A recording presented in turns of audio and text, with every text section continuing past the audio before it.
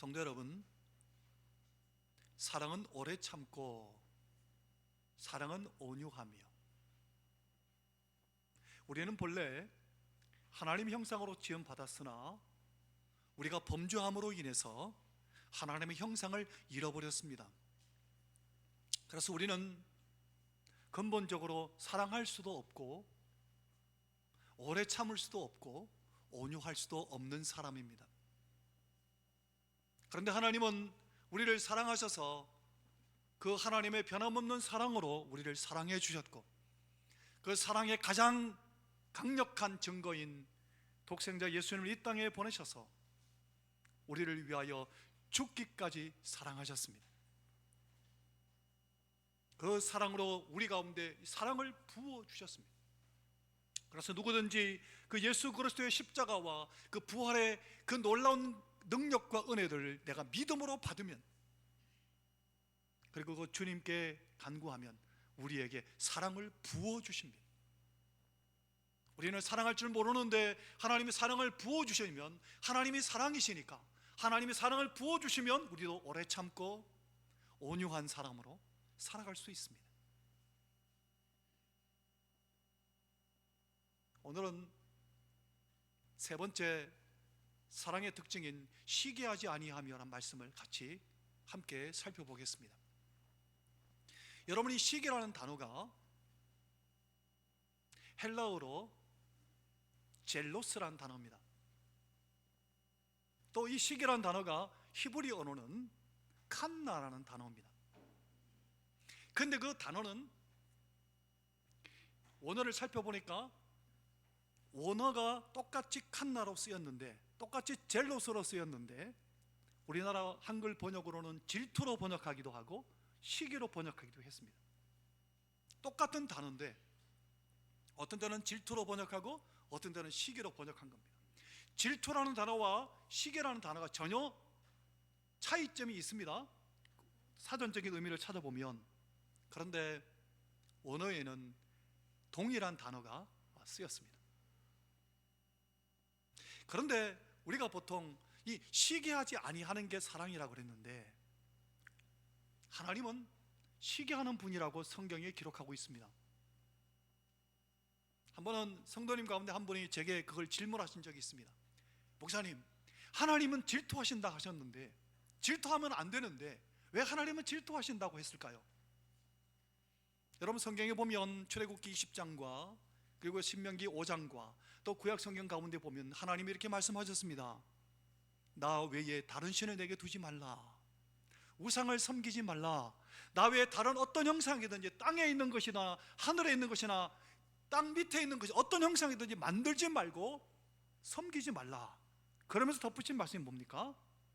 나는 질투하는 하나님이다 라고 말씀하셨습니다. 왜 똑같은 단어를 써서 우리가 질투하면 안 된다고 말씀하시는 그 하나님께서 동일한 단어로 하나님은 질투하신다고 말씀하셨을까요? 이 하나님의 이 질투는 어디에 쓰임받았는가 하면 바로 여기에 쓰였습니다. 제가 그것을 한번 보여드릴게요. 신명기 10장을 보면 하나님의 질투라는 단어를 이렇게 표현하셨습니다. 신명기 10장 12절 13절 같이 한번 읽어보겠습니다.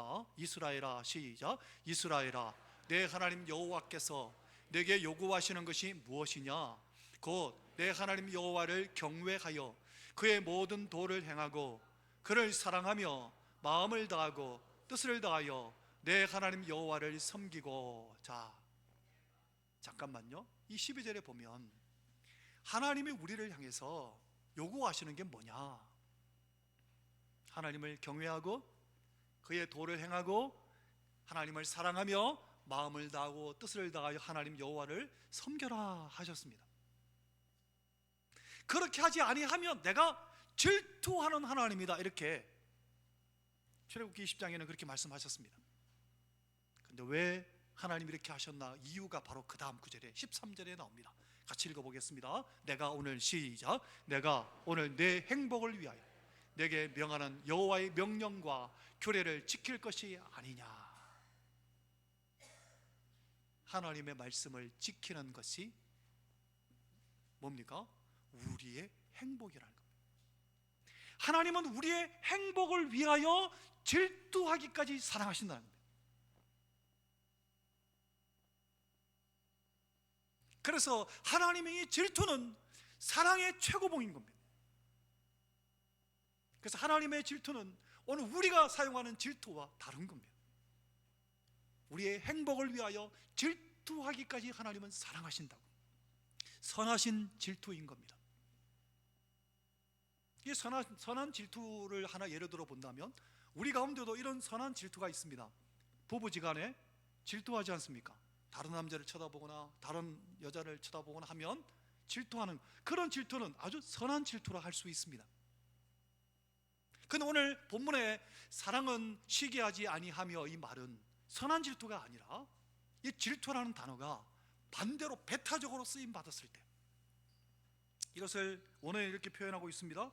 뜨거운 질투의 감정과 열정, 열렬히 시기하고 부러워서 시기로 불태우는 그 열정, 이게 잘못 사용될 때 이것이 바로 시기요 질투라는 겁니다.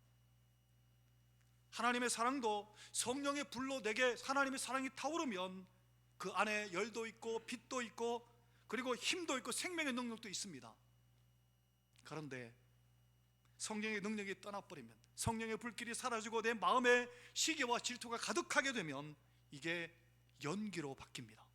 불이 연기로 바뀌면 우리 눈에 눈물 빼고 온통 사회를 어둡게 만들고 우리가 가는 길이 비참해지는 불행한 인생이 되고 맙니다. 그래서 전통적으로 믿음으로 살았던 믿음의 선배들이 7가지 죄가 있다 성경 가운데 꼽았는데, 교만, 시기, 분노, 나태, 탐욕, 탐식, 탐색, 7가지 죄가 있는데 그 중에 시기가 그 안에 들어가는 겁니다. 사랑은 시기하지 않는 겁니다. 여러분, 하나님의 질투 말고 우리에게 일어나는 이 배타적인 이 시기, 다른 사람들 또 나를 망하게 만드는 이 시기는 어디서부터 왔나 하면 바로 사탄이 준 악입니다. 사탄은 처음에 타락할 때 사탄이 타락하는 모습이 에스겔서와 이사야서에 나오는데, 사탄이 처음 타락할 때 원래 사탄은 하나님의 음악을 맡은 천사장이었습니다.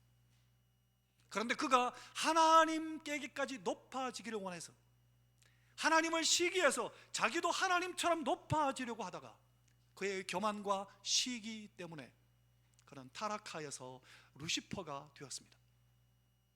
그 자가 바로 사탄이요 마귀입니다. 이 사탄과 마귀가 잘하는 게 뭐냐 하면 우리도 동일하게 시기하도록 시기의 마음을 쓱 넣어주는 겁니다.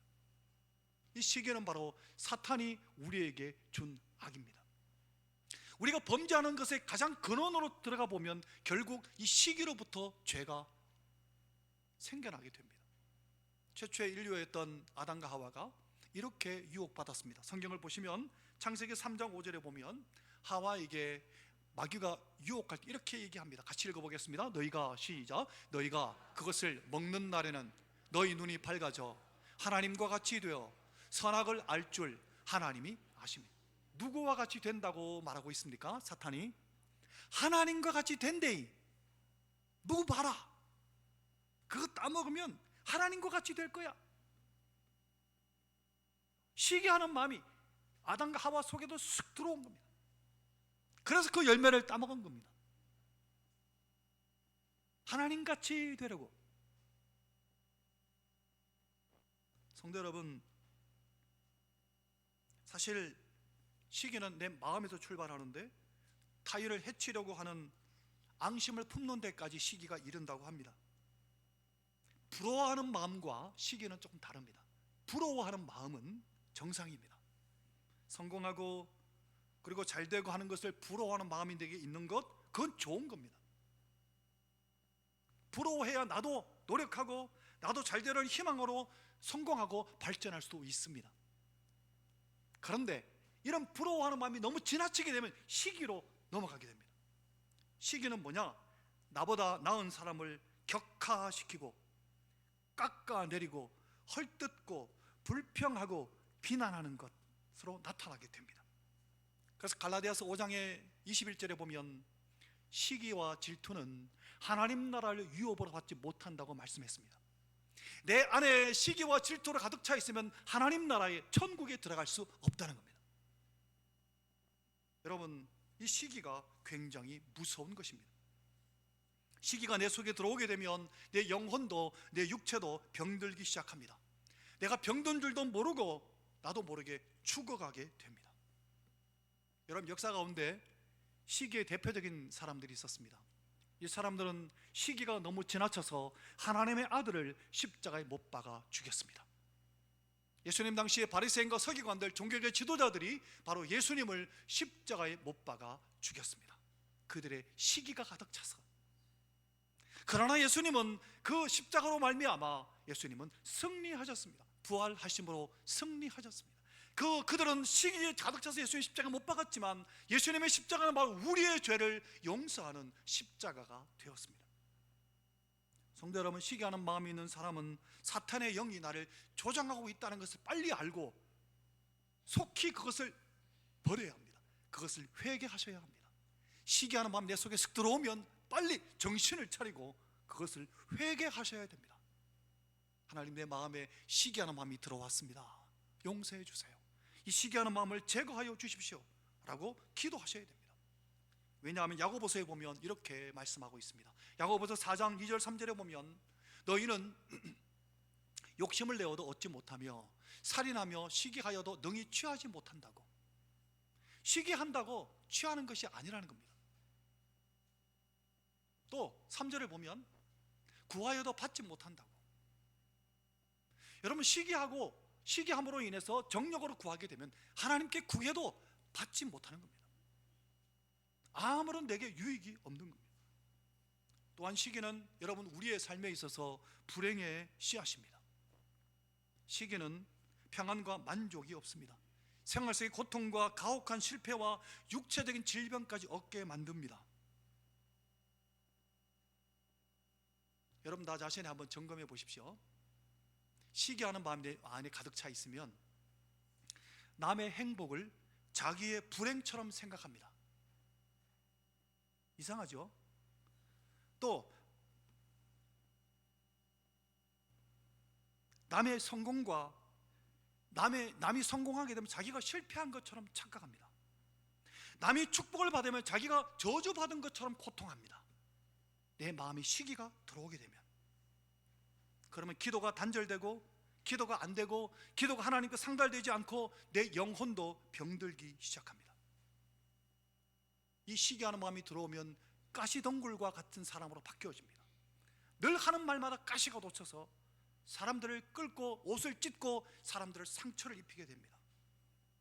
결국 시기는 어떻게 되느냐 하면 성경은 이렇게 증언하고 있습니다. 잠언 14장 30절에 보면 이렇게 말씀합니다. 같이 읽어보겠습니다. 평온한 마음은, 시작, 평온한 마음은 육신의 생명이나 시기는 어떻게 된다고 말씀하고 있습니까? 뼈를 썩게 합니다. 여러분, 내가 걱정하는 것보다 시기하는 마음이 내 속에 들어오면 내 뼈를 썩게 만듭니다. 남이 잘 되니까 배가 아파 죽는 겁니다. 그냥 남이 잘 되면 축하해 줘야 되는데, 칭찬해 줘야 되는데, 이게 내가 배 아파 죽는 겁니다. 그럼 내 뼈가 썩는 겁니다. 이게 시기입니다. 뼈만 썩습니까? 영혼도 썩게 됩니다. 요즘 SNS가 많이 발달해서 사람들마다 자신의 어떤 삶을 이렇게 영상, 카톡이나 이런 데로, 요즘 카톡 말고 여러 가지 종류들이 많이 있지 않습니까? 많이 올리기도 합니다. 그런데 그걸 보고 시기하고 좌절하는 사람, 비교하는 사람들도 있더라고요. 그러지 마십시오. 그것 갖고 남들이 띄우는 걸 보고, 사진은 사진입니다. 삶은 다 똑같습니다. 별 차이 없습니다. 일상은 다 비슷한데 그것 보고 시기하고 좌절하고 비교합니다. 그러지 마세요.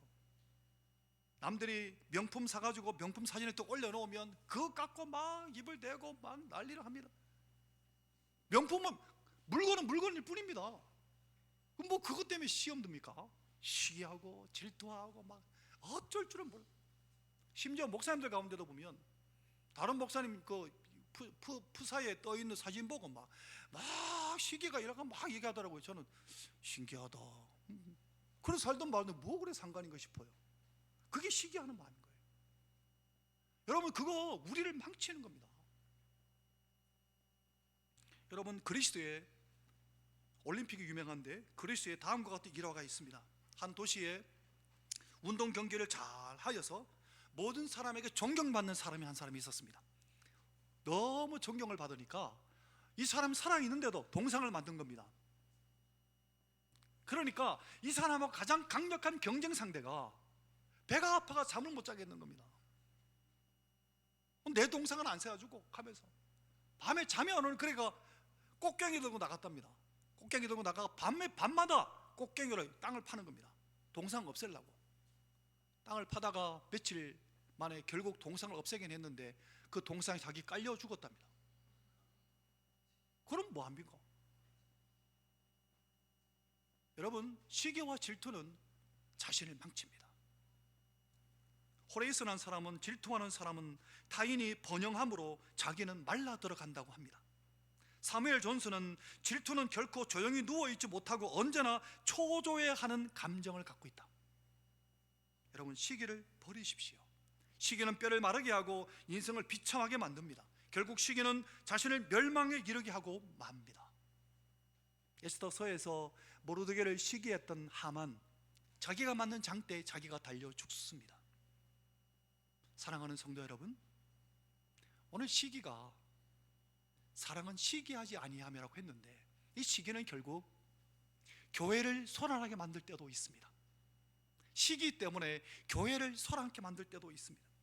시기심이 많은 사람은 다른 사람과 화목할 수 없습니다. 형제 간에도 서로 우애가 없습니다. 시기를 없애야 우애가 있는데 화목한 사람은 시기심이 없습니다. 심지어 어떤 사람은 남이 잘 되면 이 두 가지 표정을 짓습니다. 남이 잘 됐다 그러면 일단 입을 삐죽거립니다. 입을 삐죽거리고 눈을 이렇게 긁깁니다. 그런데 입을 삐죽거리고 눈을 긁히게 되면 그게 나중에 자기 얼굴에 그대로 고착화 될 가능성이 많습니다. 얼굴의 표정에 다 나타납니다. 우리 얼굴을 이제는 연세가 드시고 하면 책임질 수 있어야 됩니다. 얼굴을 보면 은혜가 되어야 되는데 네 삐뚤게 이렇게 있으면 이거 은혜 되겠습니다. 성도 여러분, 우리는 다른 사람이 칭찬을 받으면 기뻐해야 합니다. 나도 그래야지 이런 생각이 들어야 됩니다. 그런데 제가 설교할 때 성도님 가운데 또는 어린이들 가운데 칭찬을 하는 게 늘 조심스럽습니다. 어느 누구를 칭찬하면 같이 기뻐해야 되는데 뒤에서 이하고 있는 사람이 있어요. 제가 칭찬하는 것도 되게 조심스럽다니까요. 그러지 마세요. 그러면 마귀가 좋아하는 겁니다. 마귀가 넣어준 마음이에요. 칭찬해주면 기뻐해야죠. 나도 그렇게 해야 되겠구나 생각해야죠. 이런 많은 교회 가운데 시험에 드는 교회들은 주된 이유가 바로 이 시기 때문입니다. 충성스럽던 교인이 시기심 때문에 교회를 혼란케 할 때가 있습니다. 기도를 열심히 하는 성도가 시기심 때문에 다른 사람을 넘어뜨리고 상처를 낼 수 있습니다. 최초의 살인자가 누가 되었나 하면 동생을 시기했던 가인이었습니다. 시기가 마음속에 들어와 이게 병이 되니까 나중에는 정신병이 돼가지고 악령이 그를 사로잡아서 10수년 동안 자기 사위를 죽이려고 따라다녔던 사울. 시기가 마음에 들어와서 그렇습니다. 시기가 내 마음에 들어오면 초장에 회개하고 정신을 차리고 버리셔야 됩니다. 시기가 늘 수시로 우리에게 들어옵니다. 저도 마찬가지입니다. 시기하는 마음이 속이 들어옵니다. 그걸 빨리 버리셔야 됩니다. 어제 서부교회 임직식이 있어서 권면하러 다녀왔는데 아직 교회 건축이 아직 덜 됐습니다만은 직분자를 세웠더라고요. 근데 제 마음에 어떤 마음이 생길까요? 시기하는 마음이 쓱 들어오는 겁니다. 와, 하나님, 나는 언제 참 그때 얼른 정신을 차리고 정말 축하합니다 하면서 축하하고 기뻐하고 함께, 교회가 부흥하고 성장하고 하는 게 얼마나 좋습니까? 축하하고 기뻐하고 함께 기뻐하는 거죠. 만면의 미소를 머금고 함께 기뻐하고 왔습니다. 성도 여러분, 우리나라 전래동화인데요, 부모님을 모시고 의좋은 형제가 함께 살았습니다. 동생이 결혼하여서 분가하자 때가 가을이 되었습니다. 추수했는데 형은 동생을 생각해서 동생이 어려운 살림 시작했는데 도와야지, 밤에 곡식을 짊어지고 동생에게 갔습니다. 동생은 형님은 부모님을 모시고 사니까 식구가 많으니까 도와드려야지, 또 밤에 곡식을 쥐고 형에게로 갔습니다. 서로 부딪혀서 넘어졌습니다. 알고 보니까 형제였습니다. 우리가 너무 잘 아는 어린 시절 들었던 동화 아닙니까? 이 어린 시절 이 동화를 읽으면서 얼마나 다정스럽게 보기 좋은지 눈물이 났습니다. 형님 먼저, 아우 먼저. 사랑하는 성도 여러분, 그럼 어떻게 하면 시기하지 아니하는 사랑을 할 수 있을까요? 부모는 자녀에게 시기하지 않습니다. 만약 부모가 자녀를 시기한다는 부모가 있다면 그 사람 정말 못난 인간입니다. 그런 사람 없습니다. 부모는 자녀를 시기하지 않습니다. 왜 그렇습니까? 사랑하니까. 사랑하면 시기하지 않습니다. 사랑하면 시기는 떠나갑니다. 우리가 자녀들을 양육할 때도 어린 시절에 공부를 잘하는 것보다 더 중요한 것은 좋은 성품을 가지는 겁니다. 하나님 앞에 먼저 예배하는 것, 좋은 성품을 갖게 되는 겁니다. 공부를 잘하는 것보다 사랑의 마음을 가지는 것, 이게 더 중요합니다. 성도 여러분, 이상하게도요, 부모의 마음속에 시기하는 마음이 가득 차 있으면 자녀들에게 유전됩니다. 자녀도 시기하는 마음으로 가득 차 있습니다. 우리는 조심해야 됩니다. 중요한 예보를 하나 드리겠습니다. 여러분, 우리는 마태복음 25장을 보면 달란트 비유를 볼 수 있습니다. 달란트 비유, 5달란트, 2달란트, 1달란트 받은 자들의 그 이야기는 우리에게 굉장히 익숙한 이야기입니다. 예수님이 친히 비유를 드신 건데, 거기서 5달란트와 2달란트 받은 자는 착하고 충성된 종이라고 칭찬을 받아서 다시 5달란트, 2달란트로 받았습니다. 그런데 1달란트 받은 사람은 시기하는 마음이 가득 차서, 왜 나는 하나만 주는데 누구는 5개 주고 누구는 2개 주고, 왜 나는 1개만 주는데, 그러면서 그걸 그냥 숨겨놨다가 감추어 두었다가 주인이 올 때 그냥 그대로 주인 것 여기 있습니다 돌려줬습니다. 뭐라고 하나님 말씀하셨습니까? 악하고 게으른 종아. 그런데 우리는 여기까지만 생각합니다.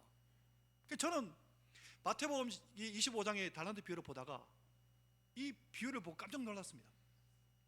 2달란트 받은 자는 생각하지 못하고 지나쳤던 겁니다. 여러분, 제가 보니까요, 1달란트 받은 자보다 2달란트 받은 자가 더 시기하고 더 악하고 게으를 가능성이 더 많더라고요. 여러분, 1달란트 받은 자보다 하나 더 받았으면 2달란트 받았습니다. 그런데 저는 뭔데 5달란트 받습니까? 난 2개인데. 얼마든지 시기하는 마음과 그리고 상처받을 수 있습니다. 그런데 시기하거나 상처받지 않고 열심히 또 2달란트를 남깁니다. 또 2번째 사건이 있는데, 1달란트 받은 자를 어두운 가운데 내쫓으라 하시고 그 1달란트를 누구에게 줬나 하면 5달란트 남긴 자에게 주라 하셨습니다. 저 같으면 2달란트 남긴 자에게 줄 것 같습니다. 왜? 그 사람도 적으니까. 적은 사람이 도저히 공평한 거 아닙니까? 그런데 2달란트 맡은 자가 왜 내 안 주고 저 사람한테 줍니까? 라고 말하지 않습니다. 시기하지 않습니다. 착하고 충성된 종으로 성경에 등장합니다. 사랑하는 성도 여러분, 우리가 교회에서 주의 일을 할 때 상처를 받지 않을까요?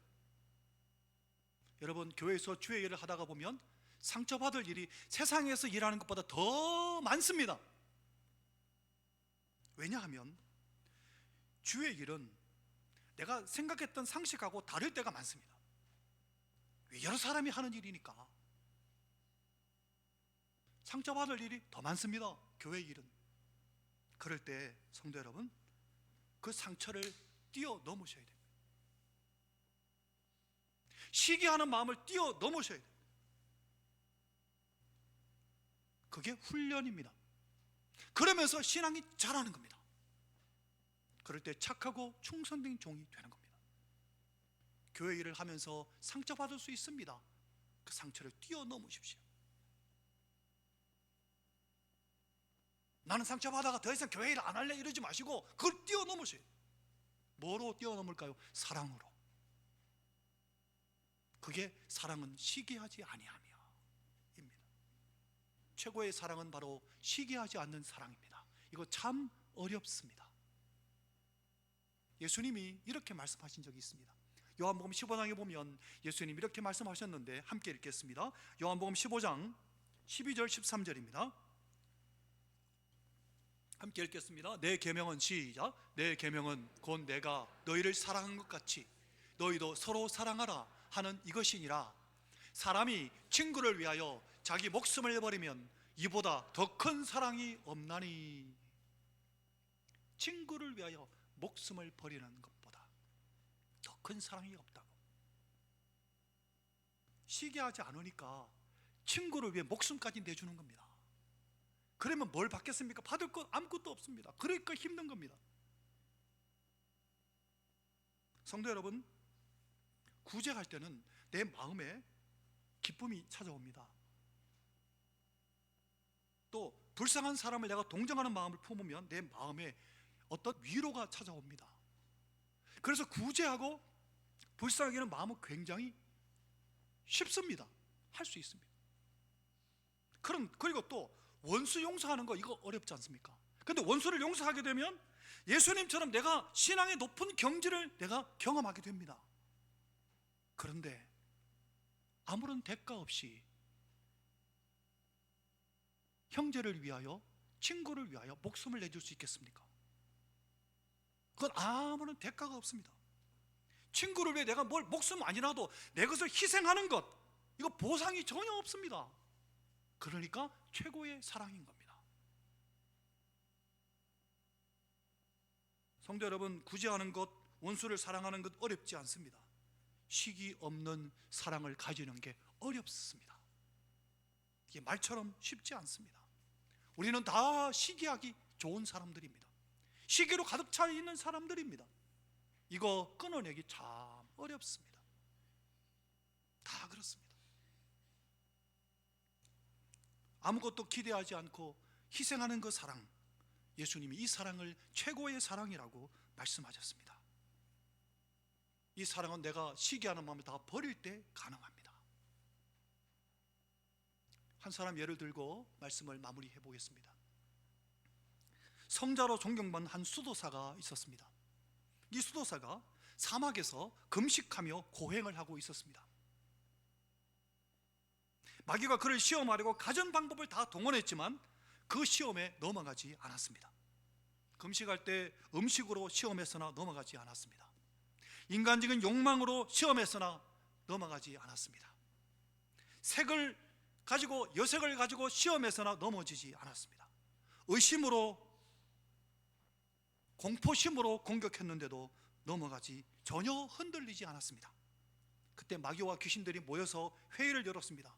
야, 어떻게 하면 이 성자를 넘어뜨릴 수 있을까?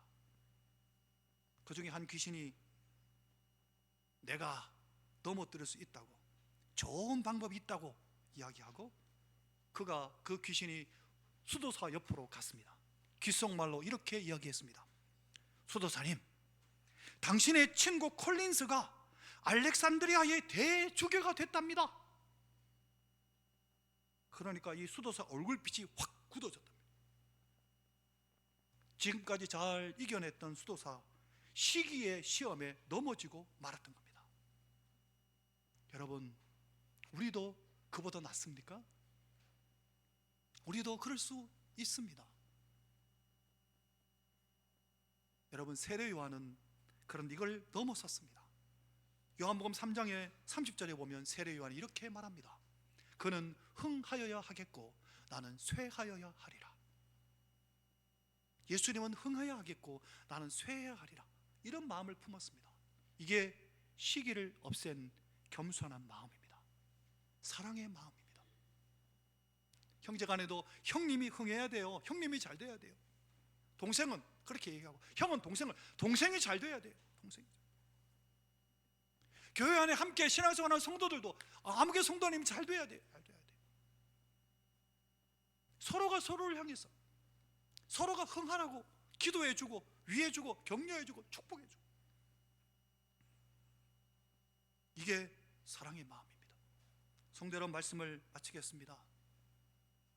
우리가 사람들을 대할 때 있는 그대로 받아들이고 나를 향하신 하나님의 선하신 뜻을 믿고 우리는 신뢰하셔야 합니다. 그게 뭐냐 하면, 우리는 서로를 바라볼 때 비교하고 경쟁하고 시기할 대상으로 보는 게 아니라 서로 사랑해야 할 존재로 보셔야 합니다. 사랑하는 성도 여러분, 우리는 서로가 서로를 향해서 사랑할 존재이지 시기할 존재가 아닙니다. 시기하지 않는 마음의 이 사랑의 마음은 바로 예수님의 마음입니다. 예수님의 마음이 우리 안에 임하면, 성령이 주시는 이 마음이 내게 임하면, 여러분, 불이 막 탈 때 산소를 공급하면 더 잘 타는 것처럼 내 마음에 예수 그리스도의 사랑이 있는데 이 성령이 계속해서 우리에게 충만하면 우리가 시기가 떠나가고 사랑의 마음이 더 활활 타오르게 되는 겁니다. 이 은혜가 우리에게 있기를 예수님 이름으로 축원합니다. 성령께서 우리 속에서 서로 사랑할 수 있는 능력을 주십니다. 그래서 우리는 겸손하게 기도해야 합니다. 주여, 내 속에 도사리고 있는 시기심을 버리게 하시고 사랑의 마음을 부어 주시옵소서. 이게 우리의 기도 제목이 되시기를 예수님 이름으로 축원합니다.